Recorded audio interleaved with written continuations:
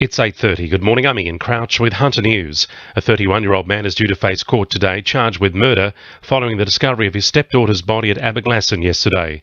The girl's body was found by a family member in her Red Gum Circuit home before a police search led to the man's arrest at Rutherford. Detective Superintendent Craig Jackson says police are still investigating the incident. We're very early into the investigation in relation to this matter. The body did show some signs of violence, but insofar as when the violence was inflicted, well, we're still making inquiries in relation to that. Meanwhile, the tragedy has prompted Maitland MP Jenny Aitchison to call on the state government to restore funding to victims of domestic violence.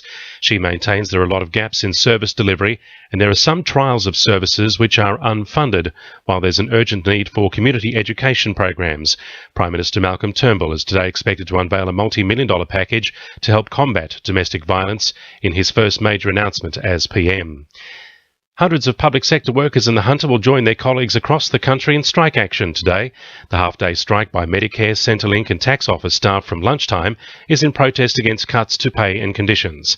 CPSU National Secretary Nadine Flood is calling on the new Employment Minister to work with them. Ongoing strike action at airports and now 10 government agencies going out should send a clear message to government. Having had a minister who wouldn't talk to us for 18 months, it's time for a new sensible approach. Police believe a fire which destroyed a caravan and annex at Heatherbrae overnight was deliberately lit.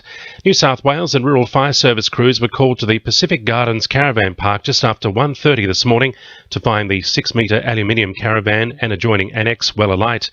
No one was in the caravan at the time.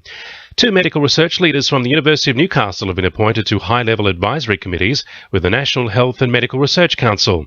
Professor Michael Nielsen and Professor Nicholas Talley will work on the Health Translation Advisory Council and the Research Committee respectively, along with a host of distinguished researchers from across the country.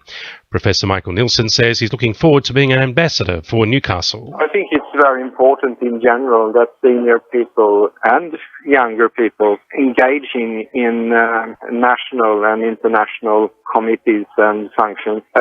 We become ambassadors and we become carriers of the Newcastle and Hunter ecosystem into these committees. We could find out who the new owner of the store building in Hunter Street is by next week. Potential buyers have until tomorrow to submit their final offers on the 12,000 square metre building. It's believed the state government is the front runner to snap up the property, with the land to go towards the Wickham Transport Interchange if successful. Sport, thanks to our sponsor Warners Bay Sports Club. We'll see the second tier of national rugby in town tonight, with Newcastle's number 2 sports ground hosting the National Rugby Championship match between the New South Wales Country Eagles and Queensland Country. Eagles coach Darren Coleman is expecting big things from former Hamilton Hawks player Nick Palmer, who's looking forward to playing again in front of his home crowd. Newcastle Knights forward and Players Association President Clint Newton says the NRL has acted in good faith in their recent negotiations over player welfare.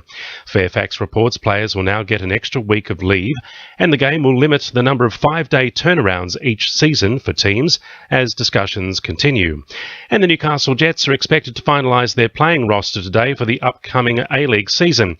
It's tipped Serbian striker Milos Trifunovic will put pen to paper after he completed a medical assessment. It's hoped the 30-year-old will line up for the Jets in their season opener against Wellington on October 11. To NURFM News Time, 26 to 9.